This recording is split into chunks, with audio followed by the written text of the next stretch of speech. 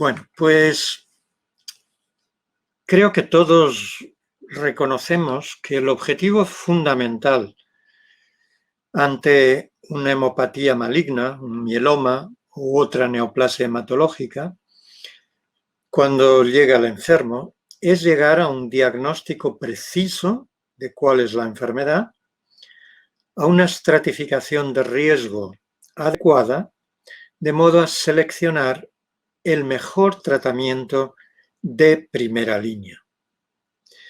Lógicamente, para eso, a lo largo de los años, han ido evolucionando las técnicas y las herramientas que tenemos para analizar dichas células tumorales e incluso los parámetros que tenemos en cuenta, por ejemplo, además de la edad, a la hora de establecer el riesgo que permite adoptar la estrategia terapéutica más adecuada. Aún así, aún estableciendo el mejor tratamiento adaptado al diagnóstico y riesgo de cada paciente, sabemos que la mejor forma de conocer si ese tratamiento realmente en cada paciente individual está siendo eficaz es evaluar de forma temprana la respuesta que ocurre en cada paciente individual.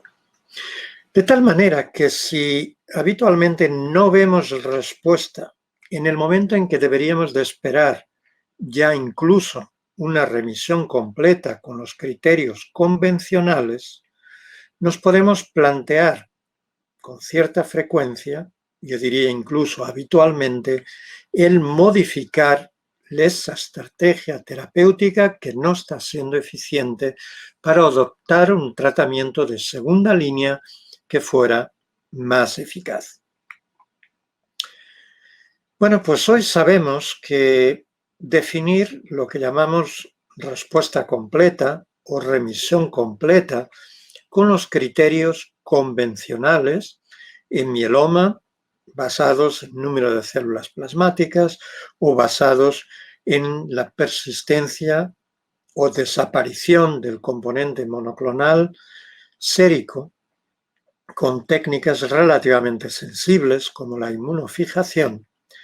Decía que sabemos que esos criterios de respuesta completa realmente son criterios que no tienen gran valor o gran utilidad clínica, ya que si analizamos dentro de los enfermos que están en remisión completa, aquellos en los que no detectamos enfermedad residual y los separamos de los otros en los que sí hay enfermedad residual, vemos que lo realmente importante no es alcanzar remisión completa, sino que sería alcanzar una remisión completa de alta calidad, con enfermedad residual negativa en médula ósea.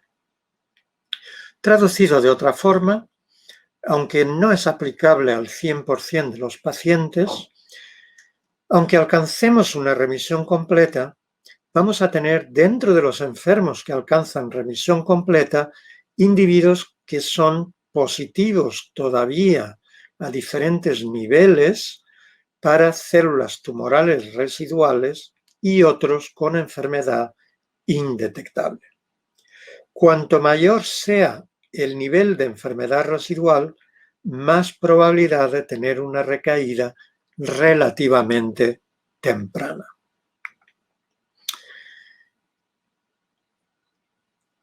¿Para qué sirve entonces la enfermedad residual? Bueno, pues me sirve para evaluar la calidad de la respuesta. Yo podría decir de alguna manera, por ejemplo, que el tener enfermedad residual negativa, estando en remisión completa, es muy bueno dependiendo o independientemente del tipo de tratamiento que administro. Pero tener enfermedad residual positiva es peor con algunos tratamientos comparado con otros. ¿Eso qué me está diciendo?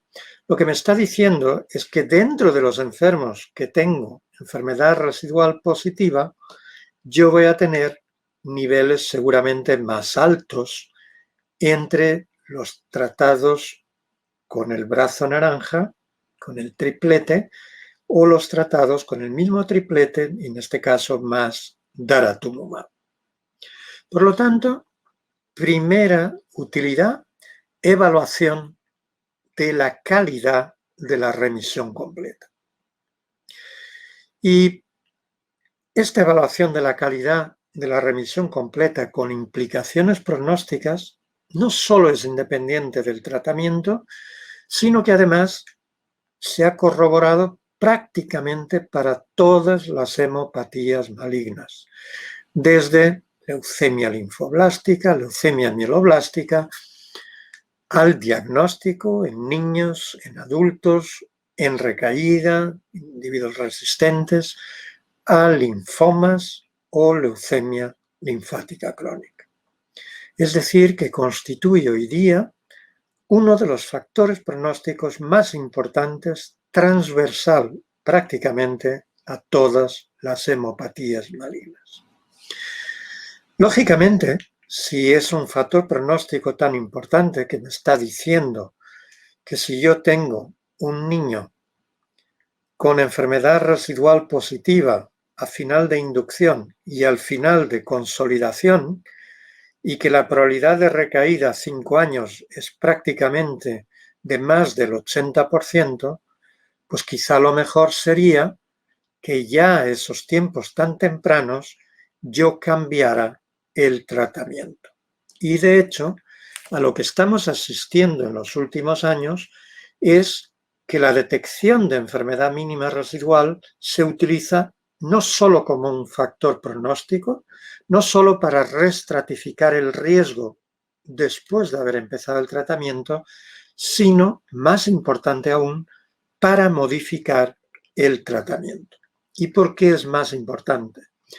Porque existen ya resultados de ensayos clínicos donde, como vemos en este artículo conceptual en mieloma sobre lo que hay que hacer en la monitorización del tratamiento en contexto de ensayos clínicos y donde destaca que lo que más se repite es la realización de estudios de enfermedad residual y la toma de decisiones terapéuticas basadas en el resultado, decía que es extremadamente importante para esa toma de decisiones, no solo cuando persiste la enfermedad residual para intensificar el tratamiento, sino incluso, como en este protocolo en leucemia linfoblástica aguda de niño, iniciado ya hace más de 15 años,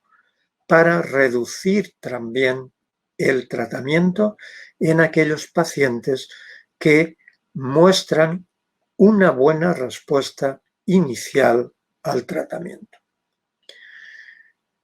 Bueno, pues la modificación del tratamiento, sobre todo la intensificación del tratamiento en leucemia linfoblástica aguda de niño, lo que ha llevado es a un beneficio en términos de supervivencia, sobre todo de los pacientes de alto riesgo, que como vemos en los estudios más recientes, alcanzan un beneficio que les coloca con tasas de supervivencia global similares a las descritas previamente para pacientes de riesgo intermedio.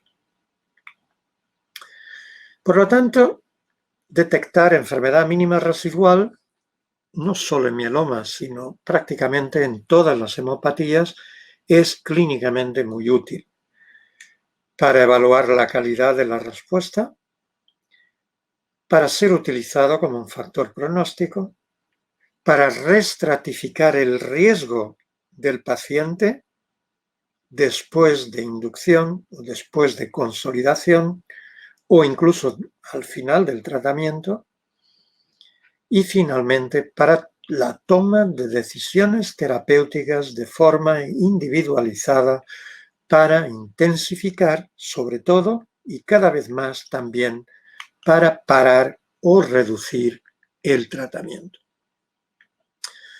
Bueno, si es tan relevante la enfermedad residual, ¿cómo tenemos que evaluarla? En la evaluación de enfermedad residual es tremendamente importante la sensibilidad del método. Lo vemos en el contexto del protocolo PETEMA del Grupo Español de Mieloma 2012 para pacientes jóvenes, en el que, dependiendo de la sensibilidad que alcanzásemos al final del tratamiento, nos podríamos encontrar con métodos poco sensibles con un 9% de pacientes con enfermedad residual mínima detectable, positiva, hasta un 50% si la sensibilidad del método es 100 veces mayor. Es decir, que si nuestra sensibilidad es 10 a la menos 4, esta es la curva de supervivencia libre de progresión de los enfermos. Pero si es 10 a la menos 6, esos enfermos van a permanecer sin progresión mucho más tiempo y en una proporción claramente superior. Por lo tanto, hoy día, para hacer enfermedad residual necesitamos los métodos más aplicables y más sensibles, que se traduce en las técnicas de nueva generación de citometría de flujo o de secuenciación. ¿En qué se basan, por ejemplo, las técnicas de nueva generación de citometría? En paneles optimizados, en protocolos de preparación de muestra estandarizados para una elevada sensibilidad y finalmente en herramientas de software para una mayor reproductibilidad de los resultados, para quitar de alguna forma la variabilidad asociada al experto. Es decir, protocolos de preparación de muestra estandarizados con adquisición de más de 10 millones de células, protocolos de paneles de anticuerpos que nos permitan en 2 medidas confirmar en el segundo tubo, en la segunda medida, la presencia o la ausencia de células tumorales, según lo que hayamos detectado en la primera medida, en cantidades similares, y finalmente métodos de análisis de datos que nos permiten identificar incluso de forma automática las células plasmáticas tumorales. Bueno, ¿y por qué estos son los métodos recomendables o recomendables? Bueno, pues lo primero, porque son los métodos más estandarizados, más sensibles y sobre todo validados. Es decir, cuando comparamos, por ejemplo, la citometría de flujo de nueva generación frente a la convencional, lo que vemos es mayor sensibilidad en niveles bajos de enfermedad residual. Cuando lo comparamos con NGS, con secuenciación, lo que vemos es una correlación con casos discrepantes, prácticamente en números similares a favor de ambos métodos. Y finalmente, son métodos también validados ya desde el punto de vista clínico, con resultados muy similares para pacientes que muestran enfermedad residual negativa al límite de sensibilidad de más o menos una célula por millón de estas técnicas. Precisamente es por eso que en 2016 el Grupo Internacional de Mieloma establece nuevos criterios a definir o para definir la calidad de la respuesta en pacientes en remisión completa y en los que incluye el criterio de enfermedad residual negativa por citometría y por secuenciación, con métodos de referencia. ¿Esto qué significa? Significa que son los métodos que es obligatorio usar para tener garantía de la sensibilidad adecuada. Bueno, prácticamente métodos muy similares tenemos hoy día para leucemia linfoblástica aguda, en este caso con paneles de células B, las mismas técnicas de preparación, las mismas herramientas para análisis automático. De nuevo, métodos validados, donde los paneles se han construido no basados en opiniones de consenso de expertos, sino basados en datos experimentales que demuestran que ese panel funciona y es equivalente a la técnica en ese momento considerada y actualmente considerada como la técnica de referencia, el gold standard. ¿Por qué tenemos que adquirir tantas células? Porque si yo quiero alcanzar el 100% de sensibilidad respecto a las técnicas moleculares, no es suficiente, sobre todo al día 79 en leucemia linfoblástica, que yo adquiera 1 millón de células. Yo tengo que adquirir al menos más de 5 millones y preferentemente más de 10 millones de células. En leucemia linfoblástica aguda, los paneles de enfermedad residual que estamos comentando y los métodos están también validados clínicamente. Y así demuestran, por ejemplo, en adultos con linfoblástica de alto riesgo, no BCR-ABL, cómo si los niveles de enfermedad residual son bajos, incluso solo con quimioterapia, sin trasplante, tenemos tasas de supervivencia a los 5 años en adultos de alto riesgo superiores al 80%. Importante, si el método no está estandarizado, el valor de la enfermedad residual se pierde completamente. Si el método además ha sido validado clínicamente y ha demostrado una sensibilidad elevada, lo que podemos hacer en los nuevos protocolos respecto a los protocolos anteriores, en este caso el protocolo PETEMA 2019 de leucemia linfoblástica aguda del adulto, es incluso establecer decisiones terapéuticas en base a niveles de enfermedad residual más bajos. En este caso, 10 veces más bajos. Importante decir que hay otros protocolos recomendados para otras enfermedades, por ejemplo, para leucemia linfática crónica, pero no son protocolos validados prospectivamente.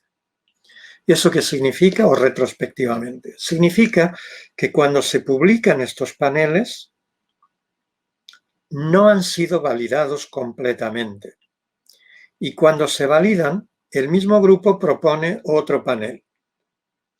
Y cuando valida este otro panel, propone otro. Y seguramente al año que viene tocará otro panel nuevo para leucemia linfática crónica por parte del grupo ERIC. Euroflow va a proponer en el próximo año un nuevo protocolo también para leucemia linfática crónica, donde, como en los de linfoblástica y mieloma, se va a incluir también el análisis automático, donde prácticamente tocando un botón tenemos la identificación no solo de las células tumorales, sino de todas las células presentes en la muestra e incluso un informe redactado de forma automática para que el experto modifique como entienda sea necesario. Con esto lo que estoy diciendo es que prácticamente desde el punto de vista técnico tenemos para estudio de enfermedad residual pues herramientas ya para leucemia linfoblástica, T y B, para leucemia linfática crónica, tricoleucemia, leucemia menos frecuente e importante para esta sesión, de forma especial, para mieloma múltiple. Bueno, pues aún utilizando los protocolos más sensibles, lo que nos encontramos es que aquellos enfermos que definimos como enfermedad residual negativa son enfermos que realmente no están curados. Son enfermos que, aunque tardan más, van a terminar recayendo o progresando. ¿Esto qué significa? Significa que quizá no debemos hablar de enfermedad residual negativa. Debemos de hablar de enfermedad residual medible negativa. Es decir, que no somos capaces de detectar por debajo de esos niveles. ¿Cómo podemos, de alguna forma, ultrapasar esta limitación de la sensibilidad de los métodos? Por un lado, conociendo mejor por qué recaen esos pacientes. Dentro de mieloma, muchos de los pacientes que recaen sin detectar enfermedad residual positiva en médula ósea son pacientes que recaen con enfermedad extramedular. Pero además son pacientes que ya tenían enfermedad extramedular al diagnóstico. Por lo tanto, podríamos haber sospechado que esos pacientes, la enfermedad residual en médula ósea igual no era suficiente y que en ellos, junto con enfermedad residual en médula ósea, tendríamos que realizar estudios de imagen para comprobar en el momento en el que alcanza remisión completa si han desaparecido también las lesiones tisulares, en este caso el plasmocitoma que presentaba este paciente. Y que vemos que pese a no tener células en este momento en médula ósea, no tener enfermedad residual, persiste la lesión tisular y en progresión incluso han aumentado el número de lesiones detectables. Dicho de otra forma, en estos pacientes con recaída extramedular, el estudio de enfermedad residual en médula ósea tiene muy poco valor predictivo de recaída. Y de hecho, si combinamos la detección de enfermedad residual en médula ósea, aunque no sea con el método más sensible en este trabajo, con la negatividad por imagen, lo que vemos es que la curva de supervivencia entre los que tienen imagen negativa o positiva muestra que se acerca en esos que tienen también a nivel tisular negatividad por pruebas de imagen, se acerca la curva más a la curación.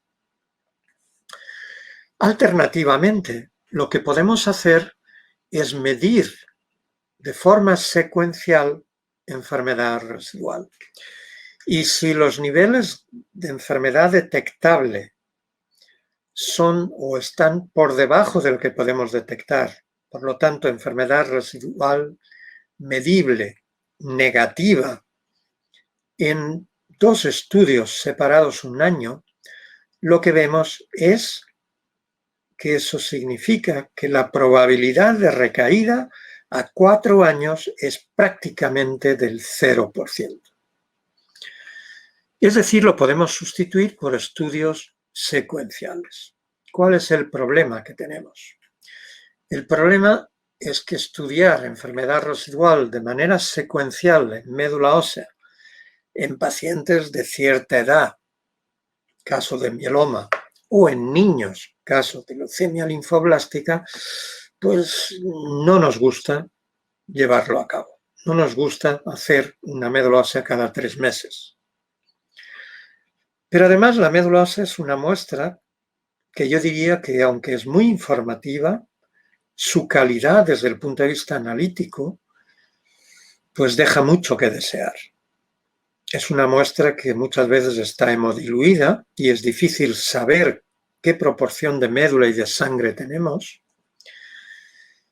Solo nos permite números relativos, es decir, que si la médula está en aplasia, mis células tumorales están sobre representadas. Si estoy en regeneración, estarán en porcentaje infrarrepresentadas.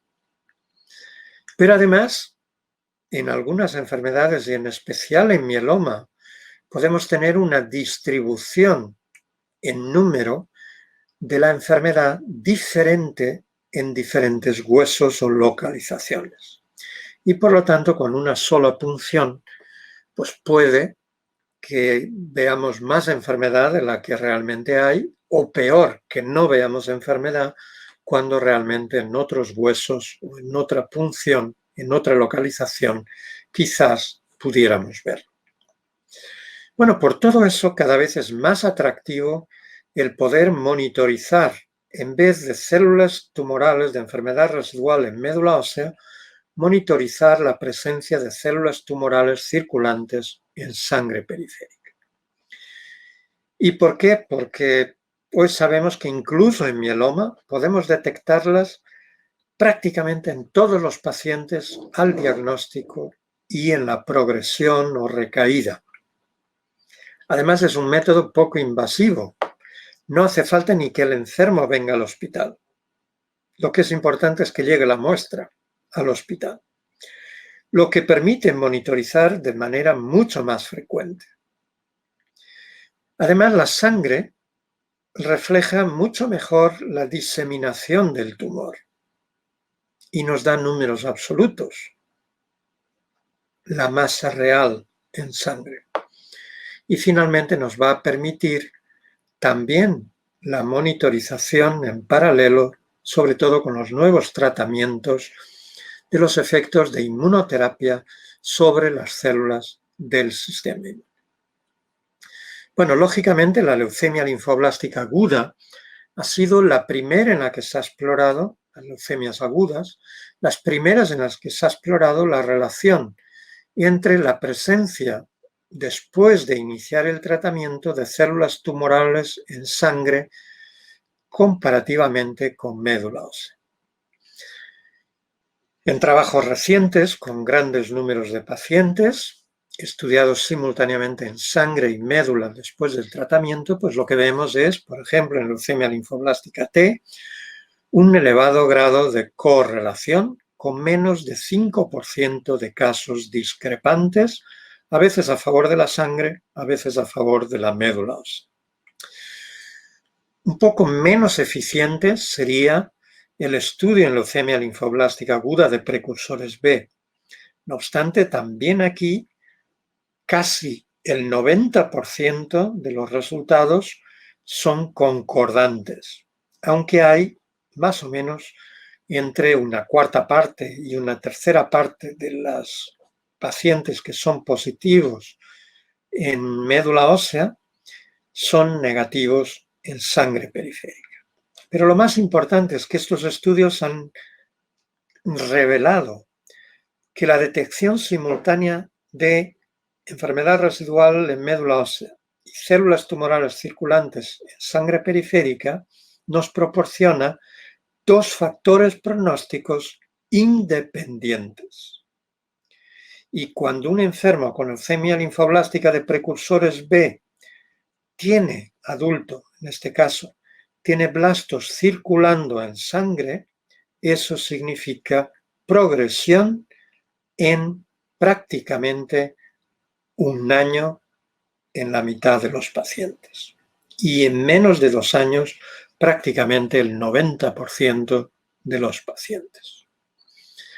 Bueno, en nuestra experiencia en el protocolo PTEMA 2019 vemos prácticamente lo mismo, una elevada correlación entre sangre y médula en diferentes puntos de seguimiento, y si lo centro, por ejemplo, en leucemia linfoblástica de línea T, pues resultados muy similares a los del grupo alemán, con técnica molecular, aquí con citometría, con solo un 5% de casos discrepantes, en que detecto en médula y no detecto en sangre periférica. Importante decir que esos casos discrepantes son minoritarios en los momentos en los que voy a tomar una decisión terapéutica, y la mayor parte se deben a que no he alcanzado un número suficiente probablemente de células en sangre para poder alcanzar la sensibilidad del método. Igual que en linfoblástica, seré más breve, en leucemia mieloblástica aguda también se ha demostrado una correlación elevada entre el número de blastos en sangre y en médula después del primer ciclo de inducción, del segundo ciclo de inducción o de consolidación. Más o menos en sangre hay 4 a 5 veces menos niveles más bajos de blastos comparado con médula ósea. En estudios más recientes de grupos de Estados Unidos, pues se demuestra de nuevo una correlación del 95% entre los resultados de sangre y médula ósea.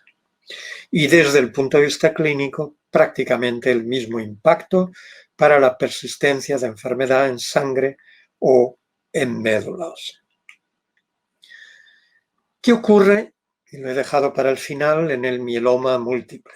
Bueno, pues hoy día sabemos que con técnicas sensibles podemos detectar células tumorales circulantes al diagnóstico en el 100% prácticamente de los mielomas, ya sea sintomáticos o ya sea smoldering, pero también podemos detectarlo en una proporción que varía entre un 15 y un 40% de los pacientes tratados con mieloma múltiple. Además, si comparamos la detección de enfermedad residual en médula ósea con sangre periférica y las diferencias entre la célula tumoral roja y la célula plasmática circulante o de médula ósea en azul, pues lo que vemos es que los puntos azules y rojos se separan mucho mejor en sangre, es más fácil detectarlo técnicamente que en médula ósea. Bueno, pues en nuestra experiencia, publicada hace 2 años, lo que mostramos es que efectivamente se detecta la presencia de células tumorales circulantes en sangre en cerca de una cuarta parte de mielomas tratados. Si nos restringimos a pacientes que han alcanzado ya remisión completa, pues esto se situaría entre un 15 y un 20% de los pacientes. Todos los que tienen células tumorales detectables en sangre las tienen también positivas en médula ósea, pero no todos los que son positivos en médula ósea son positivos en sangre. Por lo tanto, sería una técnica menos sensible para detectar en términos generales enfermedad residual. Pero desde el punto de vista clínico es igual de informativa, tanto cuando consideramos la serie global como cuando consideramos pacientes en remisión completa. Y lo que es más importante es el factor pronóstico independiente de mayor riesgo, ya sea cuando consideramos todos los pacientes, en este caso junto con el estado de remisión completa o no, por presencia o no de una inmunofijación negativa o positiva, o en pacientes que han alcanzado remisión completa junto con más valor, pero junto con la enfermedad residual de médula ósea. Por lo tanto, yo diría que en base a estos datos empieza en el protocolo, por ejemplo, protocolos españoles de mieloma, de leucemia linfoblástica, de los grupos cooperativos que se han iniciado más recientemente, ya es obligatorio el envío no solo de muestras de médula ósea, sino también de sangre periférica. Pero pese a tener menos sensibilidad a la sangre, su gran ventaja es la posibilidad de llevar a cabo estudios secuenciales en tiempos relativamente cortos, que nos van a poder permitir realizar, sobre todo al final del tratamiento, en las etapas del tratamiento de mantenimiento, un seguimiento mucho más estrecho del paciente. Y al igual que ocurría con la enfermedad residual en médula ósea, cuando tenemos estudios secuenciales que no detectan de manera sistemática o que en casos que eran positivos han pasado a negativos en sangre, lo que vemos es que nos encontramos con grupos de pacientes que tienen un pronóstico que se acerca mucho más a la curación.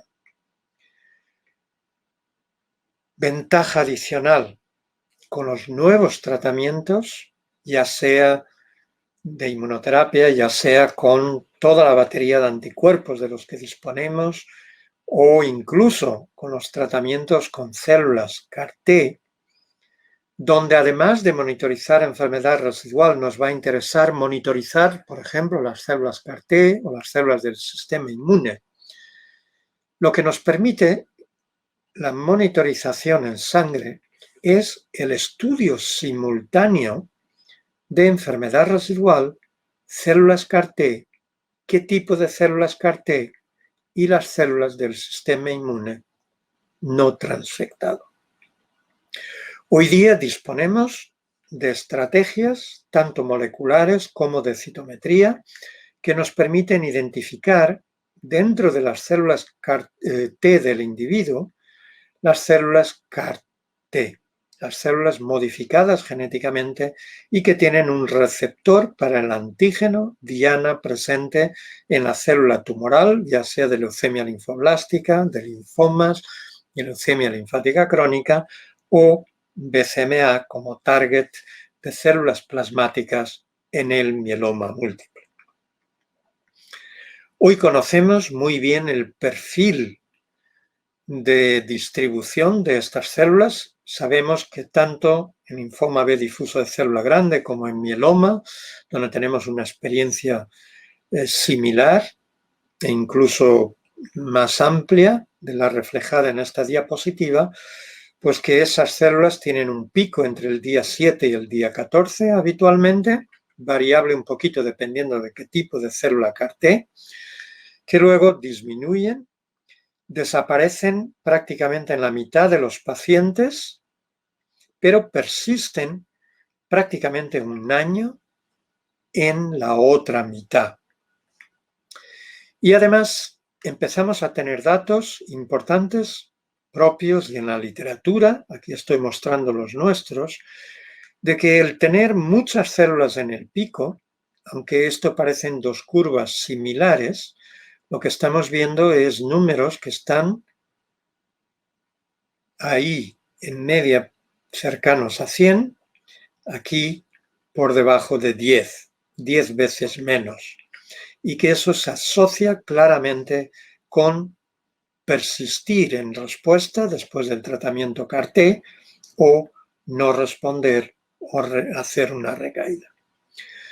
Lógicamente, ahora con un ejemplo de leucemia linfoblástica de precursores B al día 7, podemos no solo medir esas células CAR-T, sino medir también simultáneamente la enfermedad residual.